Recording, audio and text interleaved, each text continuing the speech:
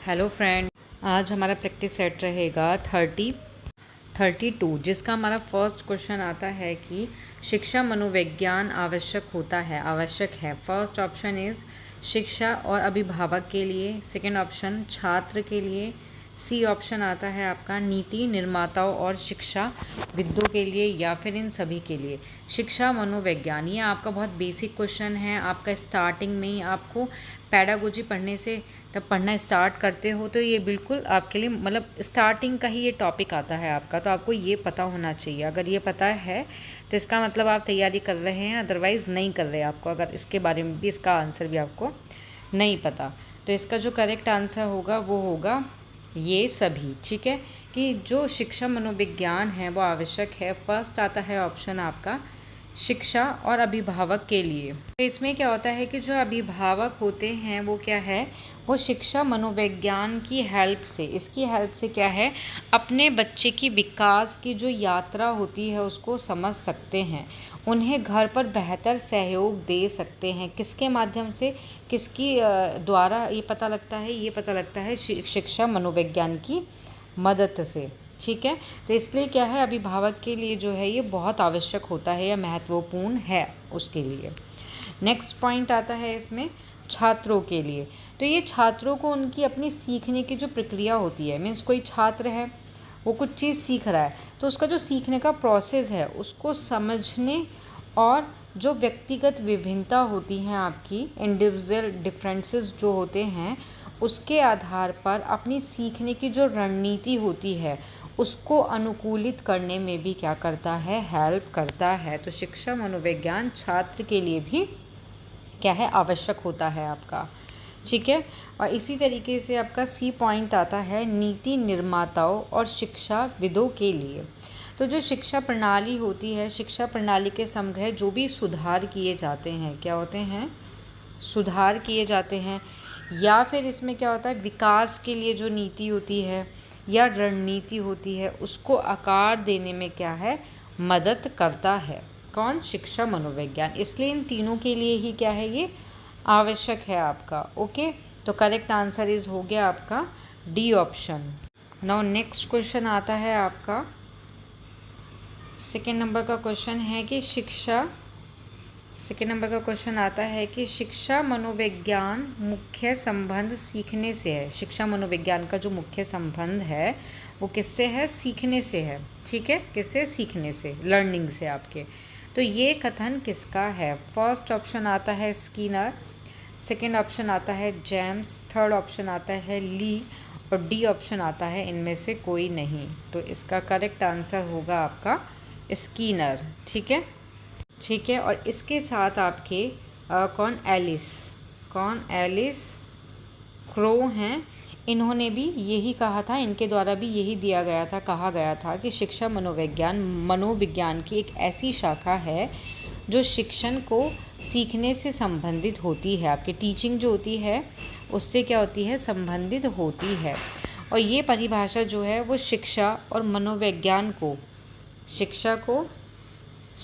और मनोविज्ञान को क्या करती है, शिक्षण मतलब टीचिंग और लर्निंग मतलब अधिगम की प्रक्रिया से जोड़ती है। ठीक है, जिसमें क्या होता है, जो मनोवैज्ञानिक होते हैं सिद्धांतों का उपयोग प्रभावी शिक्षण और सीखने के लिए इसमें किया जाता है। कहने का मतलब यहाँ अगर शॉर्ट तरीके से देखोगे, संक्षिप्त में, बीएफ जो स्कीनर हैं इनके अनुसार है कि शिक्षा मनोविज्ञान की वो शाखा है जो शिक्षण सीखने के साथ सीधे संबंधित करती है। किसके साथ? शिक्षा मनोविज्ञान के साथ क्या करती है, सीखना जो सीधे क्या करता है, सीधे संबंध रखता है। ठीक है, और इनका मानना है कि टीचर को सफल शिक्षण और प्रभावी सीखने के लिए मनोविज्ञान सिद्धांत का उपयोग करना चाहिए। ओके, किस चीज़ के लिए? सफल शिक्षण के लिए, सफल शिक्षण और प्रभावी अधिगम के लिए क्या है, मनोवैज्ञानिक जो सिद्धांत हैं उसका उपयोग करना चाहिए। और जो एलिस क्रो भी क्या कहते हैं, एलिस क्रो का भी कहना सेम यही है कि क्या नाम है, शिक्षा जो है वो मनोवैज्ञानिक संबंध और सीखने के तरीके से हैं इनका ही, ठीक है। कहने का मतलब ये है कि स्किनर तो आंसर है ही है। अगर स्किनर ऑप्शन में नहीं होता है आपका तो जो क्रो हैं, कौन, एलिस जो क्रो हैं, तो ये आपका करेक्ट आंसर हो जाएगा। नाउ नेक्स्ट क्वेश्चन आता है आपका, नेक्स्ट क्वेश्चन है आपका कि गॉरिसन के अनुसार शिक्षा मनोविज्ञान का उद्देश्य है। फर्स्ट, व्यवहार का ज्ञान, सेकंड, शिक्षण विधि का विकास, सी ऑप्शन ए बी दोनों, या डी ऑप्शन इनमें से कोई नहीं। तो करेक्ट आंसर होगा आपका इसमें ए और बी दोनों, ठीक है।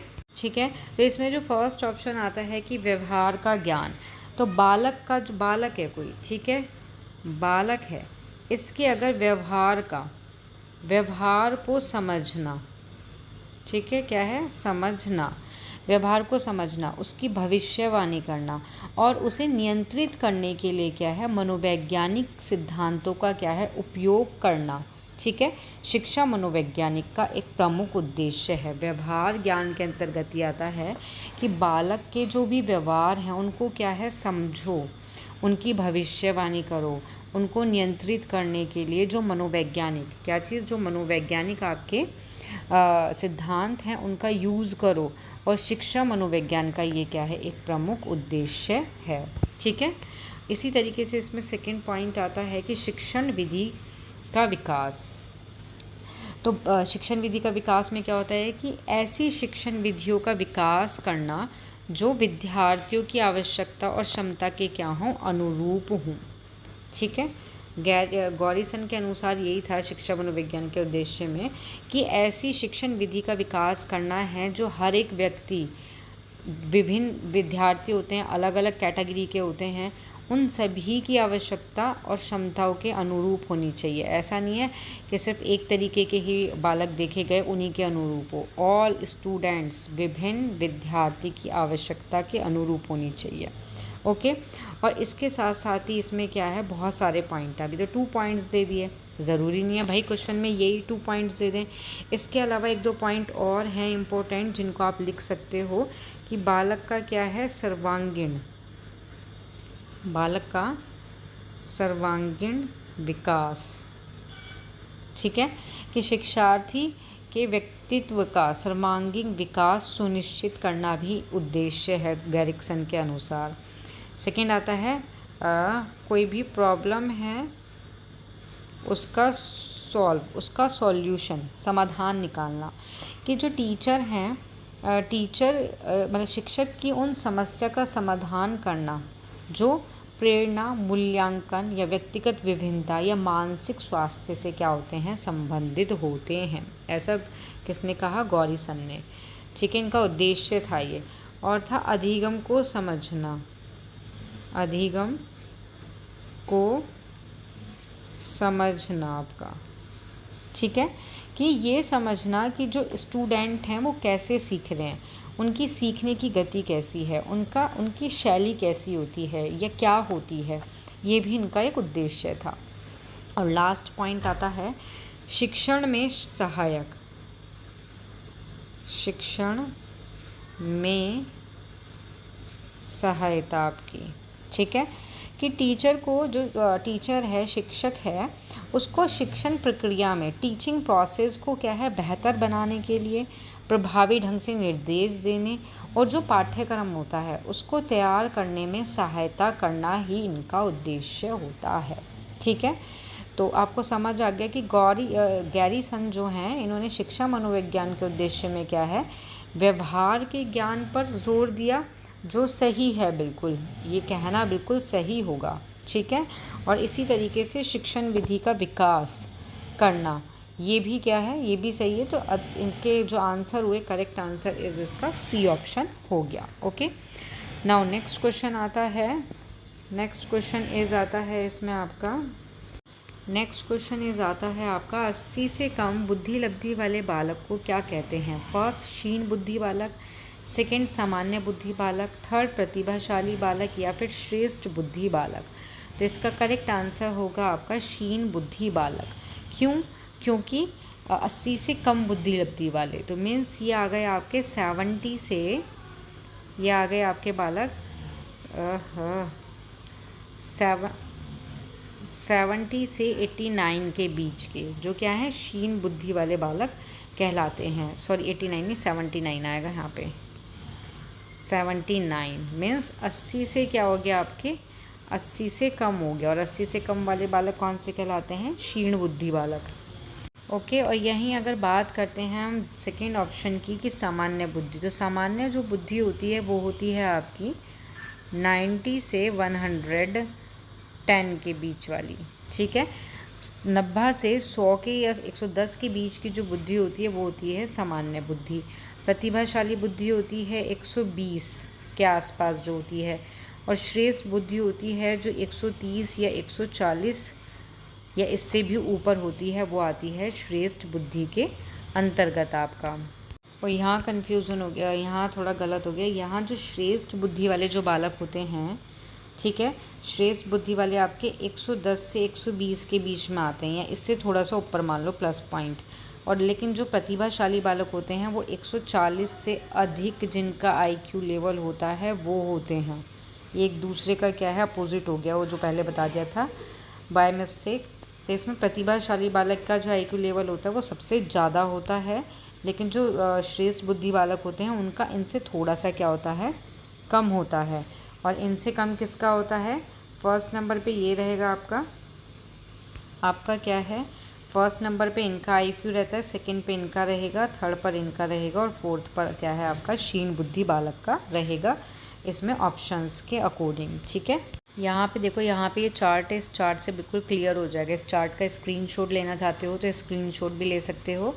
तो इसमें ज़रूरी नहीं है क्वेश्चन आपका वही आए जिसमें मैंने क्वेश्चन में बताया था कि 80 से कम वाले किस में आ गए आपके 70 से 80 के बीच में, जो कौन से हो गए आपके फीबल मेंटेनेंस वाले बुद्धि लब्धि वाले जो हैं बालक हो गए, जिनका IQ लेवल कितना होता है 70 से 80 होता है, वो क्षीण बुद्धि वाले बालक कहलाते हैं। तो उस ऑप्शन में क्या था, उसमें आपका प्रतिभाशाली बालक था, ठीक है, जो आपके 140 से अधिक होते हैं। श्रेष्ठ बुद्धि बालक था जिसका क्या होता है 110 से 120 के बीच में होता है आपका IQ लेवल। सामान्य बुद्धि का कितना होता है 90 से 110 के बीच में होता है। बट ज़रूरी नहीं है आपके ये चारों ऑप्शन ही आए, इनके अलावा आपके इतने सारे ऑप्शंस हैं। ये है अति श्रेष्ठ बुद्धि का, वेरी सुपीरियर का, आपका 70 से कम का, 50 से 70 का। तो आपको ये चार्ट जो है इसको लर्न कर लेना, आपका क्वेश्चन किसी भी IQ लेवल को लेकर आ सकता है। और ज़रूरी नहीं है आपका क्वेश्चन इस तरीके का आए कि क्या नाम है आपका कि 70 से 80 के बीच की जो बुद्धि लब्धि वाले होते हैं वो कौन से होते हैं। ठीक है, क्वेश्चन में क्या आपसे पूछ लेंगे प्रतिभाशाली बालक की बुद्धि लब्धि या फिर IQ लेवल कितना होता है, आपको 1 2 3 4 ये 4 ऑप्शन दे देंगे, तो करेक्ट आंसर आपका ये वाला हो जाएगा। क्वेश्चन इसमें से भी बन सकता है, क्वेश्चन आपका क्या है कि क्वेश्चन जो है वो इसमें से भी बन सकता है और क्वेश्चन आपका इसमें से भी बन सकता है। तो आपको ये दोनों ही चीज़ जो है बुद्धि लब्धि और बुद्धि के टाइप्स जो हैं वो पता होने चाहिए। Okay, now next question is आता है आपका, नेक्स्ट क्वेश्चन इज आता है कि प्रतिभाशाली बालक को शिक्षा व्यवस्था हेतु उपयुक्त विद्यालय हैं, आवासीय विद्यालय, नवोदय विद्यालय या फिर दोनों या इनमें से कोई नहीं। करेक्ट आंसर होगा आपका इसमें A और B दोनों ऑप्शन। ठीक है, तो इसमें अगर हम फर्स्ट की बात करते हैं कि जो आपके आवासीय विद्यालय होते हैं, ठीक है, आवासीय जो विद्यालय होते हैं ये प्रतिभाशाली छात्रों को बौद्धिक साथियों के साथ क्या है सीखने का उनको मौका देने वाले चुनौतीपूर्ण जो उनका पाठ्यक्रम होता है, पाठ्यक्रम वाले ये स्कूल क्या है एक अच्छा विकल्प हो सकते हैं। कुछ विश्वविद्यालयों के साथ मिलकर काम करते हैं और छात्रों को कॉलेज क्रेडिट भी अर्जित करने का अवसर देते हैं ये। ठीक है, और ये आपके ऐसे विद्यालय होते हैं जिसमें जो छात्र है वो क्या है स्कूल के अंदर ही विद्यालय के वहीं रहता है और केवल छुट्टी में ही क्या है अपने घर पर जा सकता है। और यहाँ पर क्या होता है औपचारिक शिक्षा, औपचारिक शिक्षा, ठीक है, औपचारिक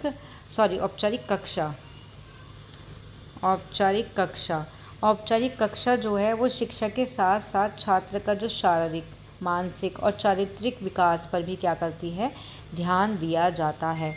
इसमें जो इन्वायरमेंट होता है, अगर वातावरण की बात करते हैं इसमें वातावरण की, तो इसमें हमारा ऐसा वातावरण विद्यालय में छात्रों को घर जैसा ही माहौल मिलता है जिससे वो स्वतंत्र और जिम्मेदार क्या हैं, बनते हैं। ठीक है।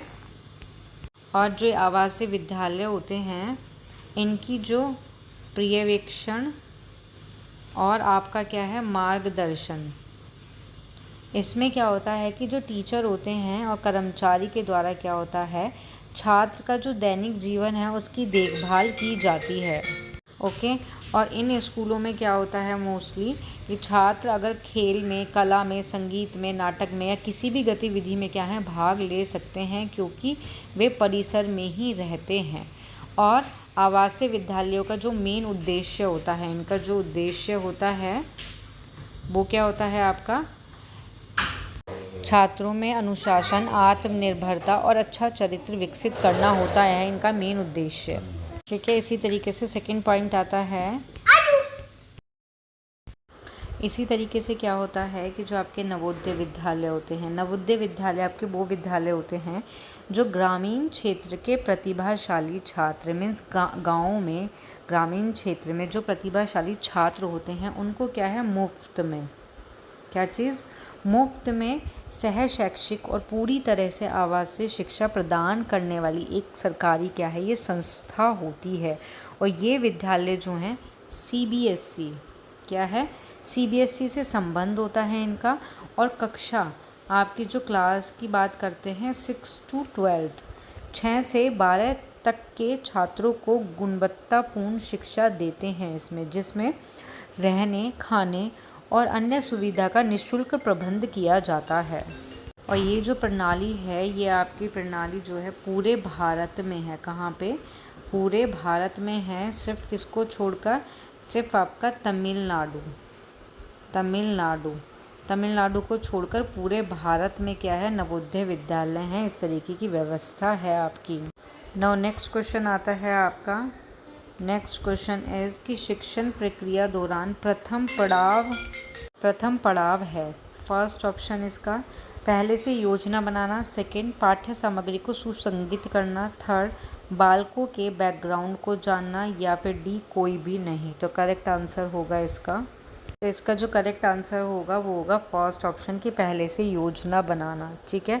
कि ये जो प्रोसेस होता है, टीचिंग जो प्रोसेस है, ये टीचर को बच्चे की आवश्यकता, मीन्स कोई भी टीचर है, ठीक है, वो बच्चे की जो भी आवश्यकता होती है और सीखने के उद्देश्य जो होते हैं उसको ध्यान में रखते हुए शिक्षण के लिए क्या करता है, एक रूपरेखा तैयार करने में क्या करती है, मदद करती है, जिससे क्या होता है, प्रभावी शिक्षण और अधिगम क्या है, सुनिश्चित होता है आपका।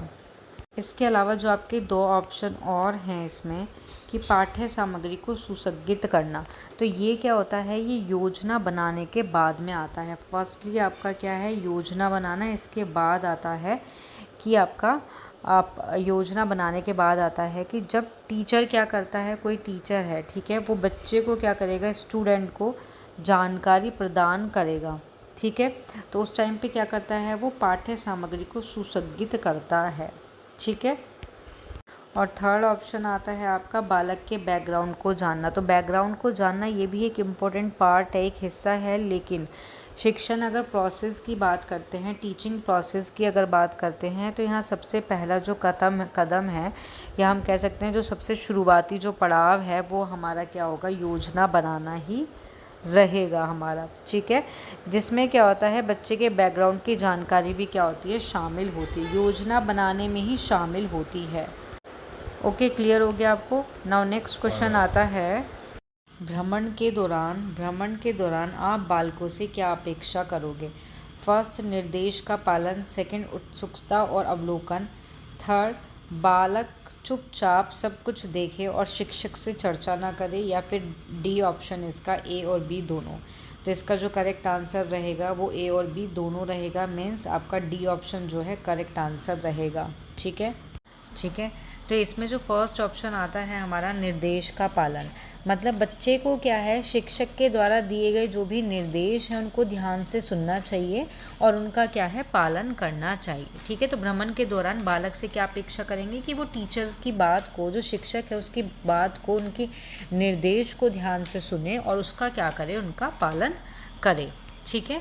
इसी तरीके से सेकंड पॉइंट आता है हमारा, उत्सुकता और अवलोकन। इसी तरीके से हमारे इस पॉइंट में कहता है उत्सुकता और अवलोकन। मीन्स अवलोकन को क्या है, एक डायरी में लिखना या नोट करना अच्छा है ताकि बाद में उसे याद रखा जा सके। तो भ्रमण के दौरान आप बालक से अपेक्षा करेंगे कि वो उत्सुक रहे उस चीज़ को देखने के लिए, किसी भी चीज़ नई नई चीज़ों को देखने के लिए। दूसरा अवलोकन मीन्स अवलोकन करे जहाँ पे भी जाए और उस चीज़ को वो क्या है करे अपनी डायरी के अंदर लिखे, ताकि बाद में भी क्या कर सके वो बच्चा आपका बाद में भी क्या है उसको याद रख सके, या भूल जाए तो डायरी में देख के उसको वो सारी चीज़ें याद आ सकें। ओके। और सबसे मोस्ट इम्पॉर्टेंट पॉइंट है कि बालक को अपने आसपास की चीज़ों को क्या है बहुत ध्यान से देखना चाहिए और उनके बारे में सोचना भी चाहिए। ओके। तो ये इसका करेक्ट आंसर हो जाएगा आपका डी ऑप्शन हो जाएगा ना। नेक्स्ट क्वेश्चन आता है आपका आदर्शवाद में सबसे महत्वपूर्ण क्षेत्र में है। आध्यात्मिक मानसिक जगत विचारों को वास्तविक का आधार माना जाता है। थर्ड, व्यक्ति को शरीर नहीं बल्कि एक आध्यात्मिक प्राणी माना जाता है। डी ऑप्शन सभी। तो करेक्ट आंसर होगा इसका। ठीक है, तो इसका अगर फर्स्ट पॉइंट की बात करते हैं कि आदर्शवाद में सबसे महत्वपूर्ण क्षेत्र, इसका करेक्ट आंसर होगा आपका डी ऑप्शन। फर्स्ट ऑप्शन की बात करते हैं आध्यात्मिक और मानसिक जगत। तो आदर्शवाद के अनुसार क्या है, आध्यात्मिक और मानसिक जगत ही क्या है, एक तरह से वास्तविकता है जो क्या करती है, भौतिक जगत से कहीं अधिक महत्वपूर्ण और स्थायी होती है। क्यों? क्योंकि जो आपके भौतिक जगत होते हैं, क्या भौतिक, जो आपके भौतिक जगत होता है, ठीक है, या भौतिक वस्तुएं कह सकती हैं, वो नश्वर और क्षणभंगुर होती हैं, जैसे कि जबकि जो विचार होते हैं, भावनाएं होती हैं, ये आदर्श चेतनाएं जो होती हैं, ये आपकी स्थायी रूप में हैं। इसलिए आदर्शवाद में आध्यात्मिकता और मानसिक जगत जो है उसको प्राथमिकता दी जाती है। ठीक है, तो इसका जो सेकंड पॉइंट आता है विचारों को वास्तविकता का आधार माना जाता है। तो जो आपके आदर्शवाद में क्या होता है कि ये दावा करते हैं कि सभी वास्तविक विचार पर आधारित है। जो वास्तविकता है वो किस पर आधारित है, विचार पर। कुछ भी हम अनुभव करते हैं वो विचारों का ही एक रूप माना जाता है आपका। ठीक है, आदर्शवाद के अकॉर्डिंग आपका इसमें क्या होता है कि जो आदर्शवाद है वो वास्तविकता को क्या करता है, जो भौतिक पदार्थ होते हैं उनकी बजाय क्या करता है, जो मानसिक, जो आपके आध्यात्मिक और जो वैचारिक क्या है उनको मानता है। और इस प्रकार के जो व्यक्ति होते हैं वो आध्यात्मिक जो पहलू होते हैं, जैसे कि हमारे आध्यात्मिक पहलू के अंदर जैसे हमारा आ गया मन, आ गया हमारा, ठीक है, चेतना आ गई हमारी, ओके, हमारे विचार आ गए, इन मूल्यों को सबसे अधिक क्या है इम्पोर्टेंस दी जाती है, इनको महत्व अधिक दिया जाता है आपका। ओके, तो क्लियर हो गया। तो ये तीनों के तीनों पॉइंट जो हैं करेक्ट हैं, तो इसका आंसर हो गया आपका 4 करेक्ट। नाउ नेक्स्ट क्वेश्चन आता है आपका, नेक्स्ट क्वेश्चन है हमारा कि शिक्षण के क्षेत्र में ली जाने वाली परीक्षाओं के माध्यम से हमें क्या जानकारी मिलती है। फर्स्ट, बालक कितना बुद्धिमान है। सेकंड, शिक्षक के द्वारा पढ़ाया गया कार्य विद्यार्थी किस प्रकार प्रस्तुत करता है।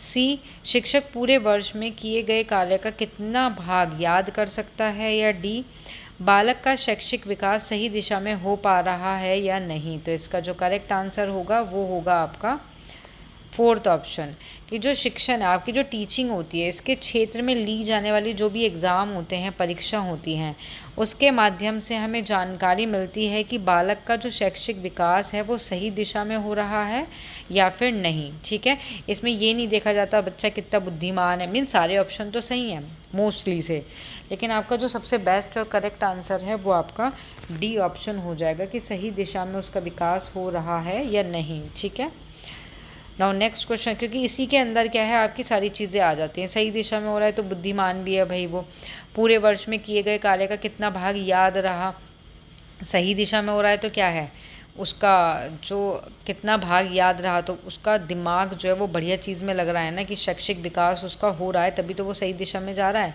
तो जो भी कार्य है उस चीज़ को क्या याद कर पा रहा है वो। शिक्षक द्वारा पढ़ाया गया कार्य विद्यार्थी किस प्रकार प्रस्तुत करता है, सही दिशा में तभी तो जाएगा, तब वो प्रस्तुत अच्छे से करेगा। तो कुल मिला के कह सकते हैं करेक्ट आंसर इज इसका जो है आपका वो रहेगा D option. Now next question आता है और लास्ट क्वेश्चन है ये आपका कि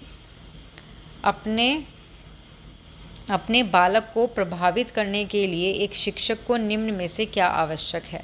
ठीक है, कि वह अध्ययन करके पूरी तैयारी से कक्षा में पढ़ाए। बी, एक शिक्षक को छात्रों को अपनी त्रुटि को स्वयं सुधारने के लिए तैयार करना। सी, वह बालक के प्रति दृढ़ रहे। या डी, हर बात को कई बार दोहराए और छात्र को समझाए। तो इसका करेक्ट आंसर आपका क्या होगा, बताइए, गैस करिए क्या होना चाहिए इसका करेक्ट आंसर। तो इसका जो करेक्ट आंसर है वो रहेगा आपका बी ऑप्शन, कि एक शिक्षक को छात्र को अपनी त्रुटि को स्वयं सुधारने के लिए क्या है, तैयार करना ही बालक को प्रभावित करने के लिए शिक्षक का एक प्रभावित करने के लिए क्या आवश्यक है, तो यही आवश्यक है कि वो अपनी त्रुटियों को क्या है, स्वयं सुधारने के लिए क्या है, तैयार करें उनको। ओके, तो यहाँ आपकी क्लास जो है ओवर होती है। मिलते हैं नेक्स्ट क्लास में न्यू क्वेश्चंस के साथ। जिसको भी क्लास पसंद आए वो इसको लाइक शेयर सब्सक्राइब करना ना भूलें। और अब आपकी जो संडे आ रहा है, तो संडे को आपकी वही 7 AM जो है जीके की क्लास रहेगी, जिसमें हमारा टॉपिक इम्पोर्टेंट रहेगा मानव से रिलेटेड रहेगा, मानव शरीर से रिलेटेड रहेगा, उसी से रिलेटेड आपके क्वेश्चंस रहेंगे। मिलते हैं फिर नेक्स्ट क्लास में संडे को मॉर्निंग में 7 AM। Thank you.